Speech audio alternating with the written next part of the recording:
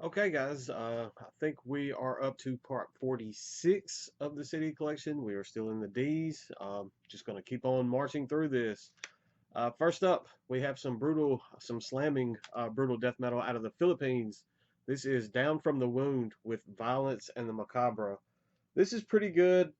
It's fun. This came out on Comatose Music back in 2014, so it has been out a little while now. But I do dig this. There are a lot of um, brutal death metal bands out of that general geography, that geographic area there. But this band is pretty fun. I do enjoy this. This is the last full length that they put out. I think this is the last release that they have out. I don't know if this band is still together or not, but I mean it is some pretty fun. I mean it kind of tongue in cheek. You know what you're getting. If you've listened to slam and brutal death metal before, you kind of have an idea of what you're in store for with something like this, and this is no different, but it is a fun release. Next up, we have some melodic death metal, kind of folky melodic death metal, has like the Viking themes going on with this. This is Downcast Twilight with Under the Wings of the Aquila. This was the debut from this band. I forget where this band is out of. The label that they're on is out of Russia. Out of Russia, Stygian Crypt Productions. They put out, I think, all three of their full lengths on Stygian Crypt, but this band is not from Russia. I'm thinking they may be from England, but I am not entirely certain on that. They are pretty good. This is the only one of their three full lengths that I do own, but it's a pretty decent mellow death album. It does have some definite folky vibes going on this as well, though. Next up, the next little several, I guess the next several albums will all be from the same band. It is Draconian out of Sweden. This is the debut full length that was actually on a label that wasn't a demo or anything. This is Draconian with Where Lovers Mourn. This one's pretty good. It is not my favorite Draconian release. This came out way back in 2003. This is an original pressing. I have recently had to change out the jewel case on it, but the fact that it's an original pressing doesn't make it rare or anything. I think they still are available. It just means that my copy is a little worn. Definitely shows its age when you look at the liner note, and the CD disc itself has a little bit of scuffing and stuff going on, but it still plays fine. It's a good album. And like I said, it's not my favorite Draconian, but the second album could possibly be. It ranks right up there. This is Arcane Rain Fell. This was the album that just completely sold me on this band. When I heard this, I knew I was in for the long haul, and just going to continue to be a fan and keep my eye on everything that this band does. This does have my favorite Draconian track, Daylight Misery. I went blank there for a second, but yeah, that's probably, if just for nostalgia's sake, I would say that that one is probably my favorite Draconian album. Then we have the Burning Halo, their third output. This one was actually, I enjoyed this one as well. It's another one that's not my favorite. I think having to follow up Arcane Rain Fell was a very huge task for this band to try to accomplish. But this one is still pretty good. And then next up, we have the one that probably has the least amount of playtime for me personally out of their entire discography. This is Turning Seasons Within. I was not a huge fan of this one when I first heard it. It has grown on me a little bit, but just when the mood hits me to listen to Draconian, this is not the go-to album for me. It's not one that I'm going to pull off and be my first listen when I'm listening to the band. If I'm doing like a marathon listen where I want to uh, deep dive deep into their material, then definitely it's still worthy of a listen there. It's still better than a lot of the other stuff that's on my shelf. So that being said, I do love this band. Um, if you have not noticed yet, and then we have their 2011 release, Arose for the Apocalypse. I loved this album when it first came out. It hasn't really continued, like it hasn't stayed in that top spot of the Draconian playlist for me. But when this first came out, I was all about this album. I was wearing it out. But over time, Arcane Rain Fell just kind of took its place at the top of my Draconian listening. But this one is good. It was the last album that Lisa Johansson was on vocals. I was a little worried how they were going to replace her moving forward because she was the female vocals from Draconian were a major part of that band. But I believe the woman that stepped in, Heike, I probably butchered that. I don't. The Swedish names and Swedish words are quite hard for us Americans to try to pull off. But stepping in as far as the female vocalist goes, she did a very solid job on the follow up album to that entitled Sovereign. I did like this one.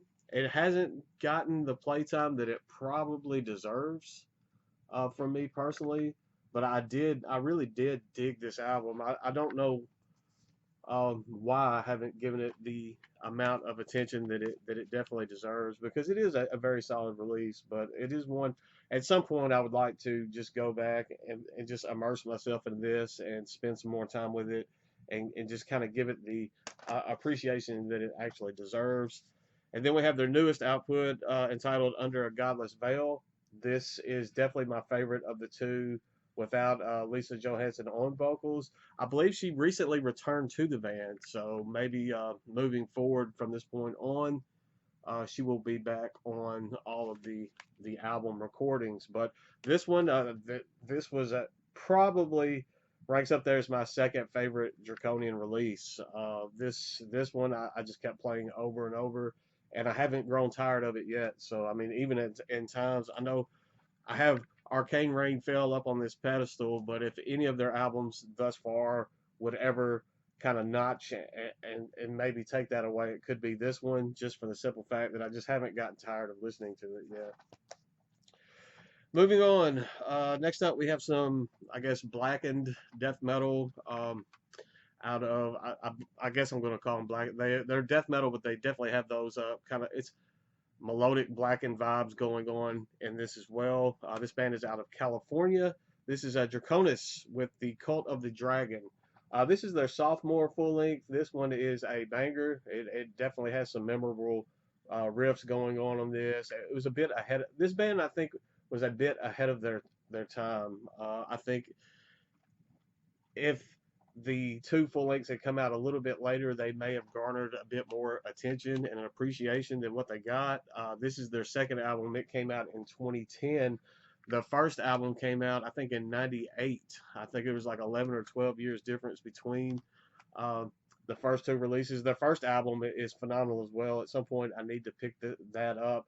But I absolutely love this one, The Cult of the Dragon. If you haven't checked this out, especially a lot of you that have started following since I've been doing the like the life after death orders and a lot of death metal orders, I think you will dig Draconis.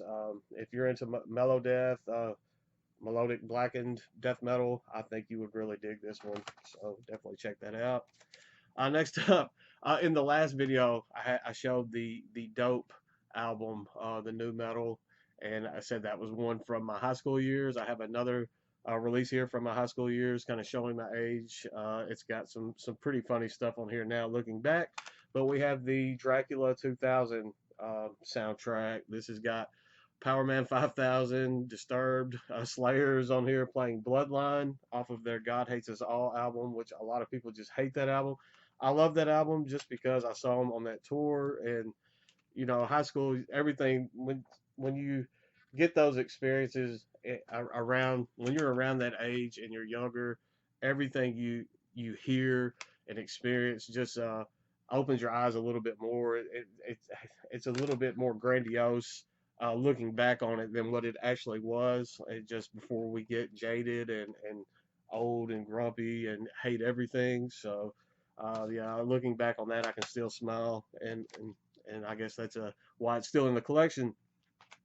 Next up, we have some Death Grind out of St. Louis, Missouri. This is Drag the Dead with their self-titled. Not going to spend too much time on the artworks on this because I don't want this video to get taken down. As you can see there on the back, you got the guy in the Deeds of Flesh hoodie. This is pretty good.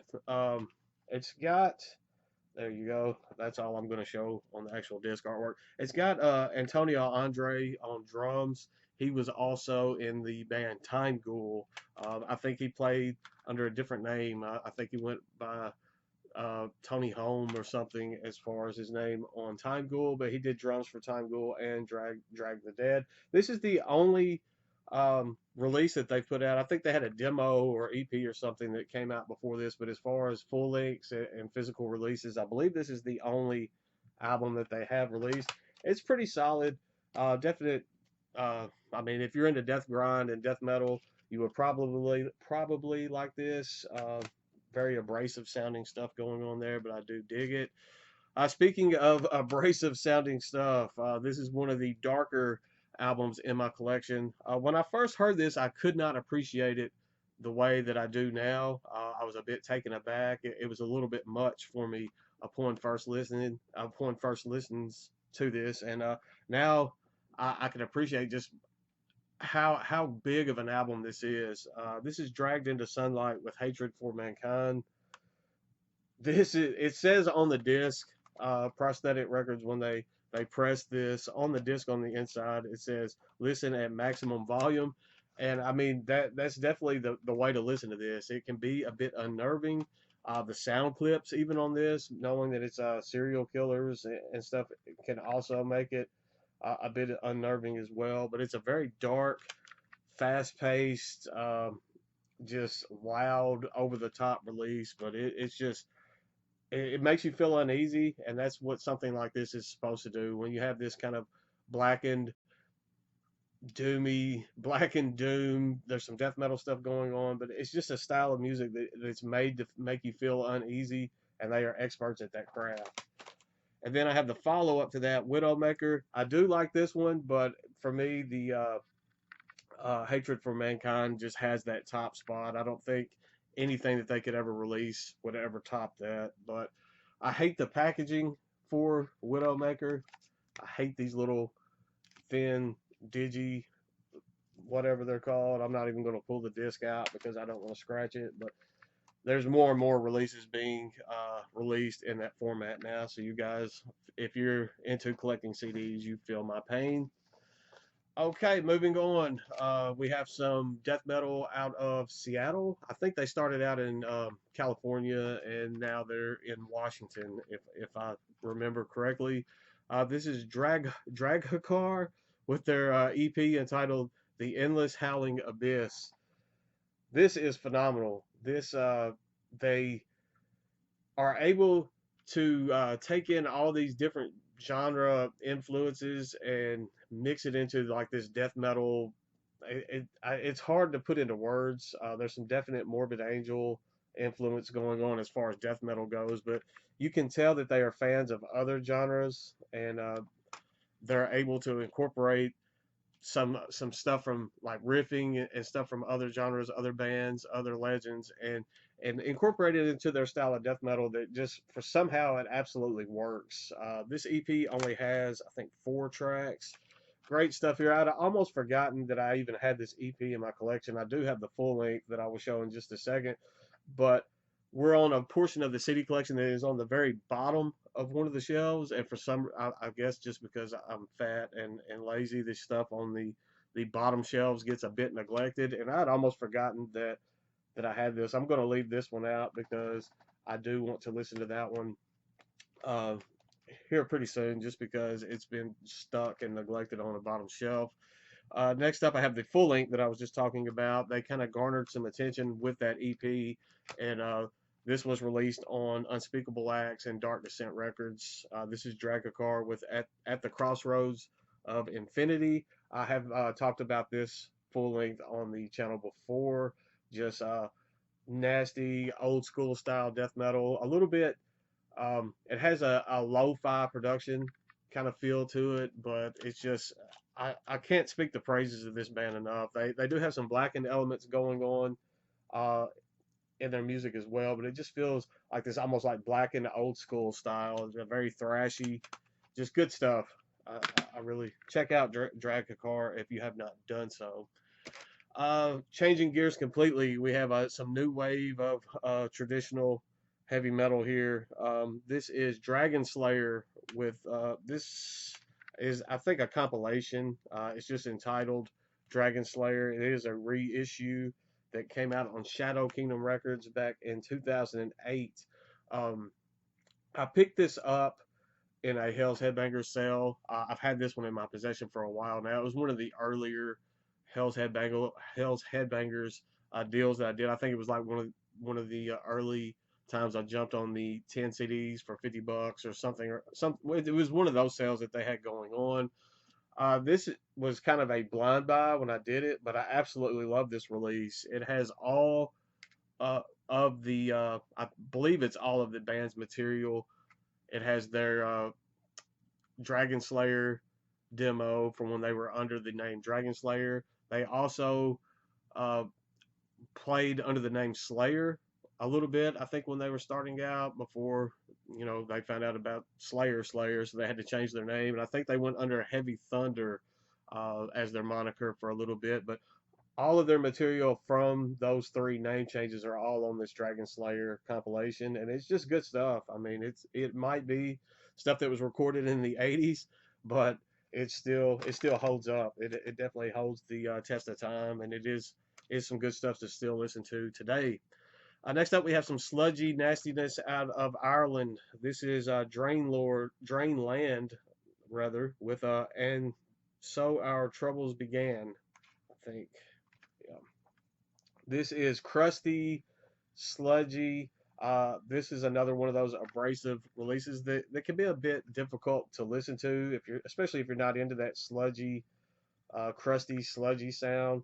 This was released on Southern Lord Recordings and limited to 1,000 copies. Seems funny now when you have a band like this that has 1,000 copies because most stuff being released on CD now is like 50 to 100 copies. So when you see something that was released many years ago, this came out in 2011, so kind of showing its age, the fact that it was limited to 1,000 copies. This one is kind of funny. This is a gothic band out of Italy. I believe they're out of Italy. The name of the band is Drastic, and the name of the release is Thieves of Kisses. And there you go. The back artwork is absolutely hilarious, and that kind of gives you a feel of what the album sounds like. I don't know. Hopefully, the camera is picking that up. I mean, it's just cheesiness. It is cheesy. I, I, it's not something that I find myself returning to. It is definitely a cheesy, uh, goofy listen at times. It does have some decent stuff going on here and there. There are some black metal and doom metal kind of fits going on within this, but I don't know. I just can't get past. I mean that right there tells you everything you need to know about that album. So I mean, if that's something that kind of floats your boat, go check it out. But don't say I didn't warn you because the cheese is definitely there. Next up, we have some black metal out of France. This is Draugen with Among the Lonely Shades. This is pretty solid stuff. Very, it seems like they wear their influences on their sleeve entirely too much. Sometimes it can almost feel like a bit like plagiarism, but you have a lot of shining influence going on this and Dark Throne. I mean, Dark Throne influence in black metal is going to be there, but it is an enjoyable release. There's nothing that's going to kind of reinvent the black metal wheel here, but for what it is a good solid release. I don't have too many gripes about it. I do enjoy that one. I'll still pull that one out here and there to give it a spin. Next up, we have some more black metal. This is kind of folky black metal, paganisque black metal out of Germany. This is Drautren with Throne of the Depths. This one's pretty solid as well. Definite heavy kind of pagan sounding influences going on this album. Definitely haven't given this one a fair shake as far as the amount of time that I would like to spend with it. It's another one that's kind of been dealt this unfortunate fate of being on the bottom shelf, so it just kind of gets looked over when I'm going to search for something new to listen to, or not something new, but something to pull off the shelf and load in the CD player. Just the bottom shelf stuff has just been neglected for too long. So at some point I need to reorganize, and but that will be happening sooner or later regardless anyway. So hopefully spend a little bit more time with that one. Next up, a band that so many people love. I've tried and tried and tried to get into this band, and I just can't. For one reason or another. I mean, I don't hate this release that I own. This is one that I was told to pick up. Um, would be a good starting point, something that I would love from them. This is Dream Theater with Images and Words. I mean, it's got some catchy stuff on here. Another Day, that's probably one of their catchiest songs. Man, I don't know what it is, but just something about this band irks me. I want to get into it just for their namesake. I mean, just for the influence and notoriety that they have. I would like to be able to kind of dive into their discography and actually enjoy it. But it's just right now that's just a place taker on the shelf. I can't even remember the last time that I listened to that. And then I have their EP entitled A Change of Seasons. I did not like this at all. I know something there's probably going to be like a barrage of dislikes on the video now for me knocking Dream Theater, but I mean, it's not for lack of trying. I mean, I have tried to revisit those and get into it. It just maybe one day it'll click, but as of right now, it has not. Next up, we have a band that was featured pretty heavy on the Heavy Metal Entertainment YouTube channel. I haven't seen them upload in quite some time, so I hope they haven't called it quits. I always found the HME channel to be quite entertaining. This is Dream Troll with The Night of Rebellion. This is kind of a power metal, heavy metal mix out of the UK. Very fun. This is another one that's kind of cheesy, but I did enjoy this one quite a bit. It is very catchy and kind of folky sounding power metal, but it will kind of suck you in, and it's definitely a fun listen. Next up, we have Dream Unending with Tide Turns Eternal. This came out last year on 20 Buck Spin. This is Death Doom. That seems to be all the rage now, and this is very well crafted Death Doom. It is the debut full length from this project. I do dig this one quite a bit. So, I mean, I know it seems like that's what everybody wants now is doomy death metal and Death Doom, and I'm not completely opposed to it because I do enjoy a fair amount of that stuff myself. Next up, we have some kind of experimental shoegaze, post rock. It has some black metal influences going on in this as well. This is Dreams with Exit Here. This was released on Self Mutilation Services, so you know it has a little bit of that DSBM feel to it. It is in there. It's kind of buried within it. I haven't listened to this one in quite some time. I picked this up, I think, from Red Stream Records many years ago. This came out in 2013, so it has been out a while, but I don't remember just a ton about it. I remember it having that post-rock kind of shoegazy feel going on, but it just felt like um, a darker kind of post-rock. This next release came out, I believe, in 2020. This is Dreishmir with The Fruit of Barren Fields.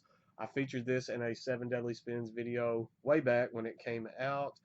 This is the debut full length. It's kind of progressive death metal, has some black metal vibes going on. Huge Opeth influence going on in this. Back when Opeth was releasing good music that I actually enjoyed. This band kind of helps fill that void that Opeth left me with, because the last I'd say 3 Opeth CDs have been not something that I've enjoyed personally, but Dressmeyer, I do enjoy that release quite a bit. The next 2 albums are from the same band. This, if you follow me any amount of time on this channel, you know that I'm kind of a sucker for atmospheric black metal out of Russia, especially the folky atmospheric black metal. The next two CDs are both from the same band. This is Drevorod with I Swear to Return Here. This is their debut full length. Both of these albums were released on Snow Falls Forever Records, so I mean that just sounds like a label that I would love. So they say a sucker is born every minute, and they saw me coming when they released these albums because I definitely had to get my hands on them. This debut is definitely my favorite of the 2. I absolutely love this one. You can thank the atmospheric black metal.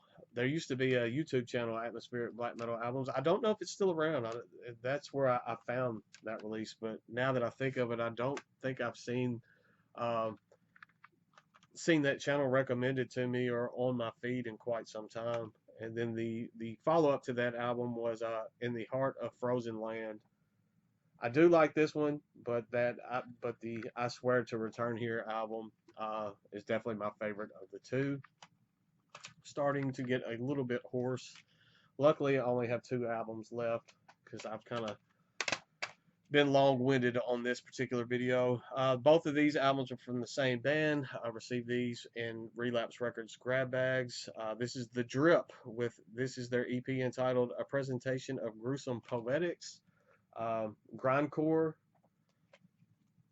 I forget where this band is out of. They almost on this particular release, it leans a bit more into that death grindy feel. And then you have their full length, which I absolutely love. This is my favorite release that they put out, and I think it's their only full length. This is The Haunting Fear of Inevitability. I thought I wasn't going to be able to get all them words out, but grindcore has the hardcore influence going on. Obviously, death metal. It's like a death metal hardcore hybrid, and I mean the grindy, nasty goodness. So do love this. Definitely check out that one from The Drip if you're going to check out something from that. But that's all for this video. I will try to keep these going, try to stay in the swing of it, and hopefully just get some recorded so I'll have them just scheduled to go out. But that's all for this one. Stay classy, stay metal, and I'll see you guys soon, I promise.